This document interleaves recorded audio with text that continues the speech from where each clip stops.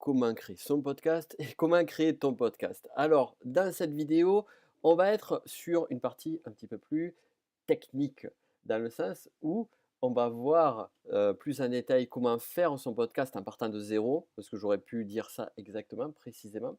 Mais aussi au-delà de ça, on va voir aussi la bonne logique pour le faire, la bonne logique pour le faire, le bon logiciel. Donc sur les fondamentaux, on va revenir aux bases. Qu'est-ce que tu dois faire à la base avant toute chose, avant de cliquer sur n'importe quel bouton sur ton ordinateur pour que ton podcast puisse cartonner, puisque c'est quand même le but. On verra les solutions techniques, d'ailleurs je suis en train de te la donner à moitié, mais on la verra plus en détail. Et ensuite, je t'expliquerai rapidement les stratégies à mettre en place, ce qu'il est de bon temps de faire, et on verra comment aller plus loin. Bref, on a pas mal de choses à faire, on va commencer dès à présent sur les fondamentaux, mais avant cela,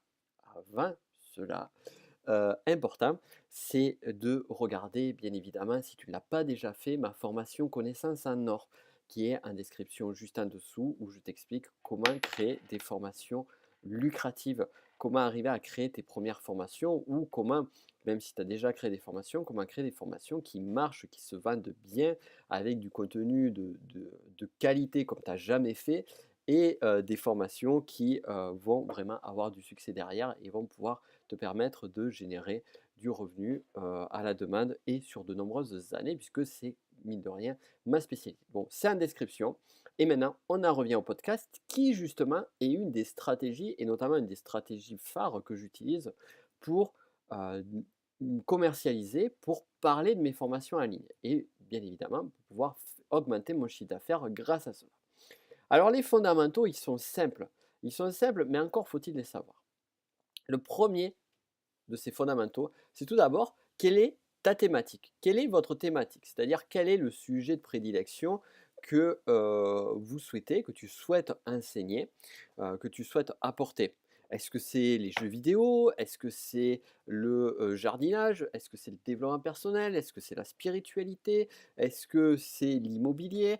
Est-ce que c'est le tennis, le skateboard? Bref, peu importe, mais déjà définir la thématique.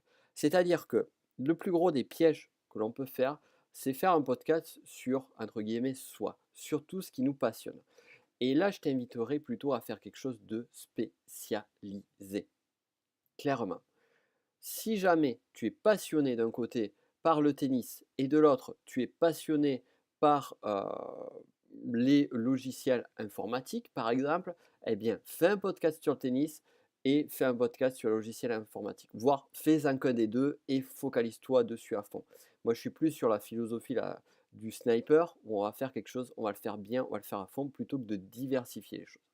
Exemple, sur mon activité d'entrepreneur, sur mon activité sur le business de la connaissance, j'ai deux thématiques. J'ai une thématique qui est orientée connaissance de soi, avec un tunnel de vente sur des produits, des formations sur la connaissance de soi, dont notamment l'énéagramme et toute cette partie-là. Et une autre thématique qui est ce que j'appelle le business de la connaissance, qui justement a pour vocation de t'expliquer comment vivre de ton savoir. Eh bien, sur les podcasts, j'ai choisi qu'une seule et unique thématique, c'est celle liée à ce second sujet, le business de la connaissance. Donc, quelle est ta thématique à toi? Une fois que tu as trouvé ta thématique, c'est le public. À qui est-ce que tu t'adresses? Est-ce que tu t'adresses à des débutants? Est-ce que tu t'adresses à des personnes qui sont avancées? Est-ce que tu t'adresses à des personnes qui ne sont pas encore débutants, mais qui ont besoin justement qui ont des résistances encore au changement? Par exemple, tu peux faire une activité qui est liée à l'entrepreneuriat. Et là, tu peux parler à des jeunes entrepreneurs, tu peux parler à des entrepreneurs avancés ou à des personnes qui sont dans le salariat et qui rêveraient de devenir entrepreneur mais qui n'osent pas. Tu vois, c'est pas le même public. C'est pas les mêmes personnes auxquelles on parle. Donc à qui est-ce que tu t'adresses? Je t'invite vraiment à mettre cette vidéo sur pause et à réfléchir à ces deux questions. Pour te donner un exemple, et puis parce que quand même, quitte à avoir des beaux exemples, et puis mine de rien, c'est quand même aussi le but du jeu, c'est d'aller voir, je t'invite à voir mon propre podcast, Business de la connaissance, que tu trouveras donc sur différentes plateformes. Tu le retrouveras sur iTunes, sur Spotify, sur Encore, on va y revenir, sur Google Podcast, sur Podcaster. Bref, tu vas le retrouver sur une bonne dizaine de plateformes.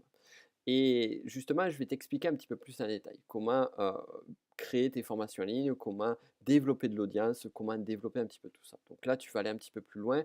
Là, pareil, tu as le lien dans la description. Et d'ailleurs, j'étais très content là parce que j'ai pu découvrir, c'était quand? C'était mardi que j'ai été placé, alors c'est plus le cas aujourd'hui, je suis redescendu, mais 42e sur le classement économie et entreprise. Donc il faut croire qu'il y a des choses intéressantes sur ce podcast. Voilà. Donc comme je viens de te le dire à l'instant, sur ce podcast-là, Business de la connaissance, il est accessible sur différentes plateformes.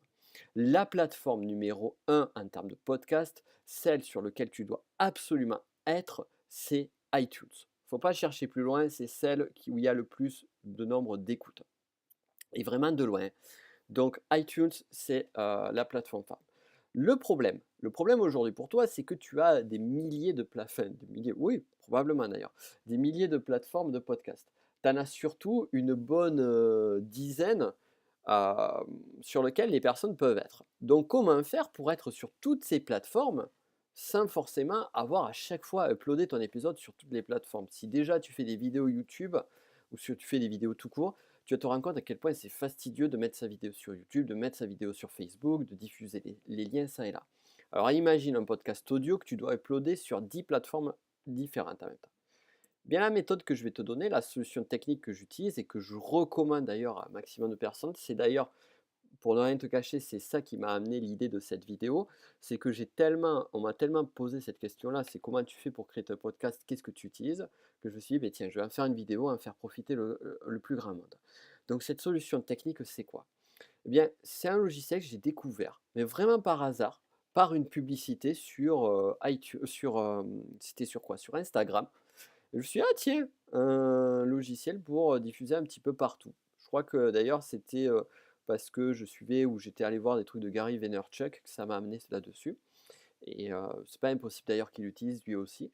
Et donc ce logiciel, c'est Encore. Donc j'ai testé. J'ai testé, mais écoute, je suis tombé amoureux de ce logiciel. Et je le recommande à tout le monde parce qu'il est simple. Le business model de Encore, déjà, avant toute chose, que tu le comprennes, c'est un business model qui est basé un petit peu comme YouTube sur la publicité. C'est-à-dire que eux, ils se rémunèrent sur les publicités que tu peux ou pas mettre sur tes podcasts. Moi, je ne les mets pas. Tu peux les mettre pour avoir des rémunérations par la publicité, comme tu peux activer les publicités sur YouTube.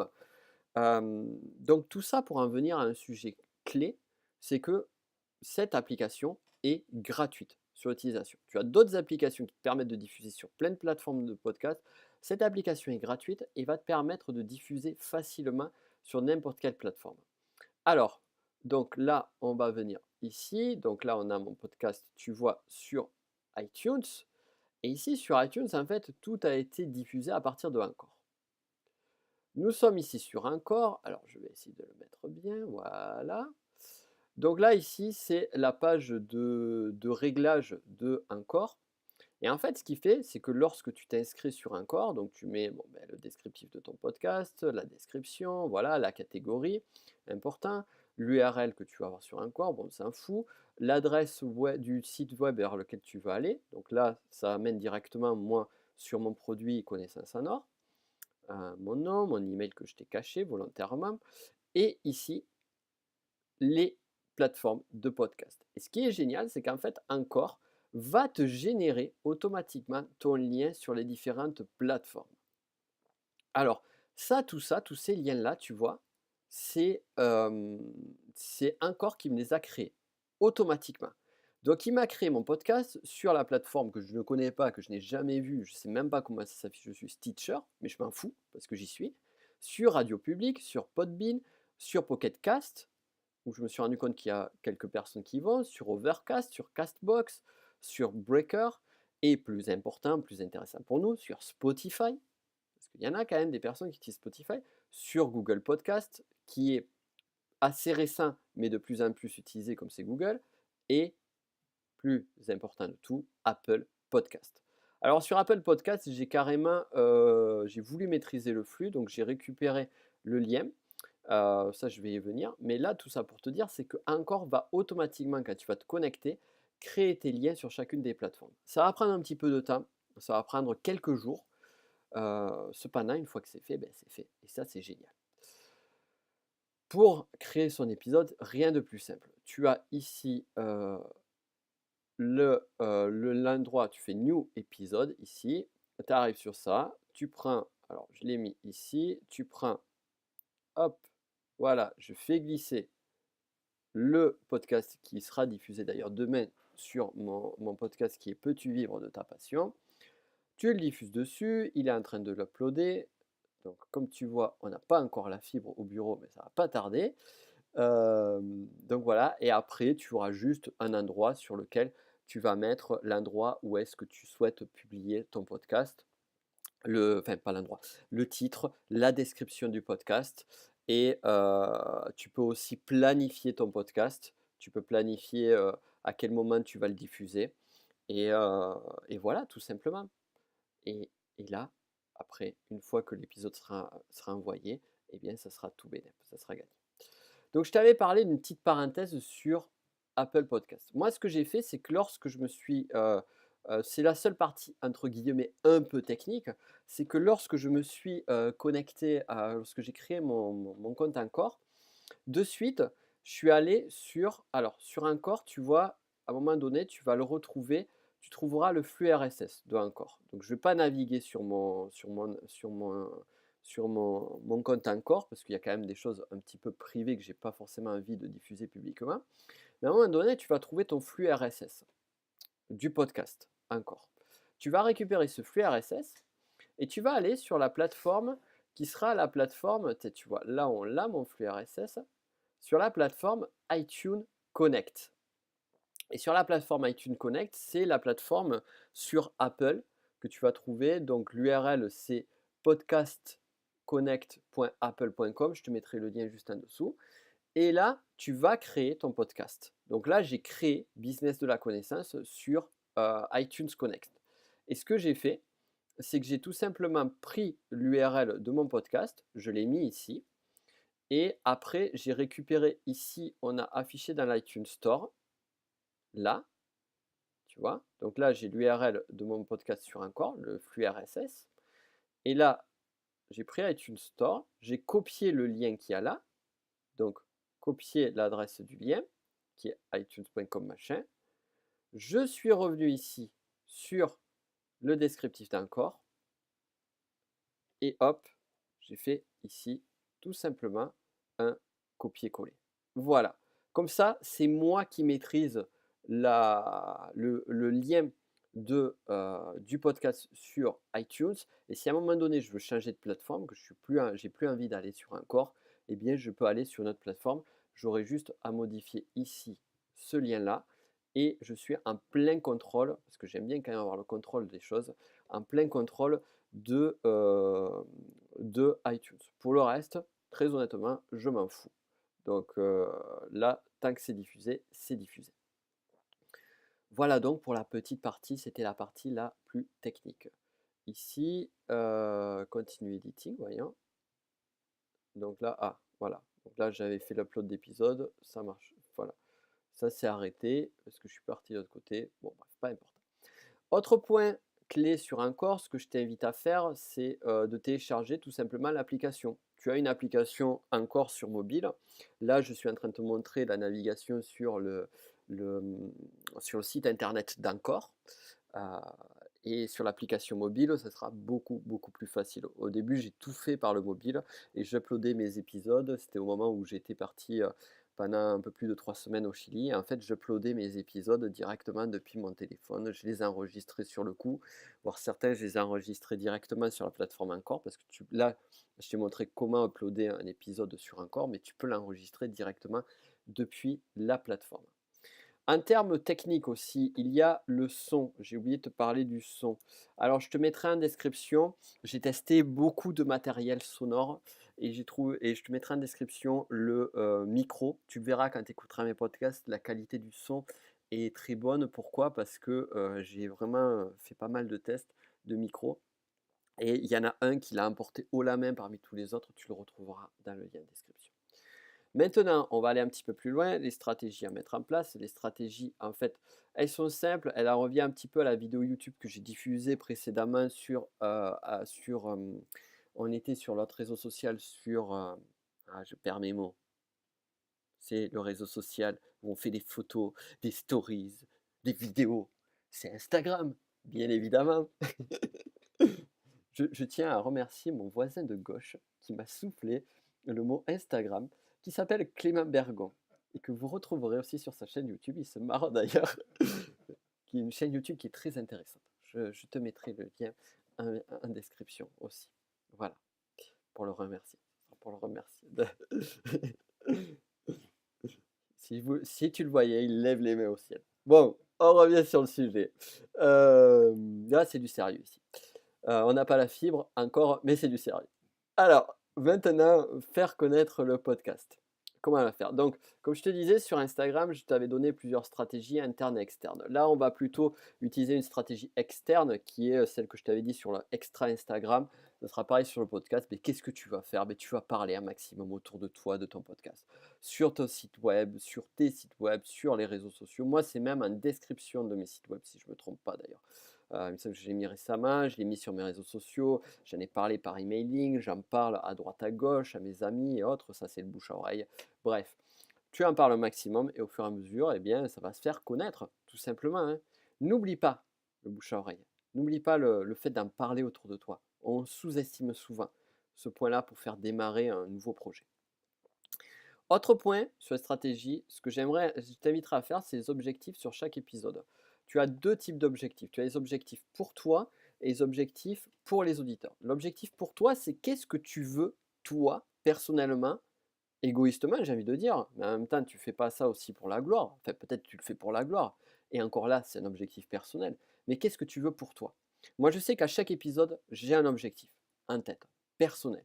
Ça peut être par exemple amener, je vais y arriver, sur une de mes formations, dont notamment connaissance en or. Ça peut être amené vers, notamment c'était le cas d'un de mes podcasts, vers mon Instagram. Voilà, quel est mon objectif? J'ai toujours un objectif derrière. Ça peut être véhiculer une certaine autorité, comme par exemple sur le podcast sur lequel j'expliquais, et ça aussi c'est une histoire vraie, comment j'ai été retweeté 3 fois, même 4, d'ailleurs, parce que je n'avais pas trouvé la quatrième, par Donald Trump. Donc là, c'était un podcast qui avait une dynamique d'autorité. Donc, c'est quoi ton objectif? Et ensuite, bien évidemment, parce que tu ne le fais pas aussi pour toi, que pour toi, c'est pour l'auditeur. Qu'est-ce que tu vas apporter à l'auditeur? Qu'est-ce que tu vas apporter comme bénéfice? Donc ça, c'est un point clé auquel tu dois répondre. Voilà pour les stratégies. Donc ça te fait pas mal de choses. Là, tu as vraiment de quoi faire pour démarrer des podcasts et des podcasts de fou. Maintenant, ce qu'il te faut, c'est un produit pour aller plus loin. C'est une formation qui peut aider. Donc je t'invite à regarder Connaissance en or. Tu as sur le site connaissance.pro et que tu verras dans la description.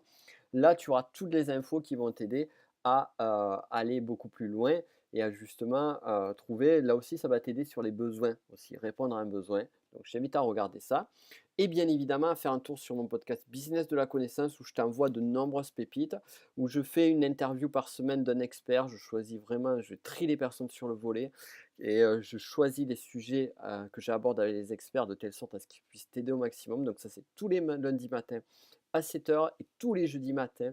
Toujours pareil, à 7h du matin, comme ça tu te lèves le matin, tu peux écouter le podcast, ou alors tu écoutes dans la journée, peu importe, ou le week-end. Bref, je le mets à 7h le matin pour que ce soit au réveil, que tout le monde puisse en profiter. Et tous les jeudis, donc il y a un conseil spécifique, un peu dans le style de ce qu'on a fait là, mais en moins technique et en plus avec beaucoup plus de mindset, avec beaucoup plus de storytelling, avec des choses très intéressantes. Bref, tu vas sur mon podcast, tu as le lien dessous, tu as tout ce qu'il faut. Je te laisse bosser là-dessus. Partage cette vidéo aux personnes qui justement seraient intéressées par le podcast. Je sais que ça va pouvoir les aider. Et on se dit à très vite pour d'autres vidéos. À très vite.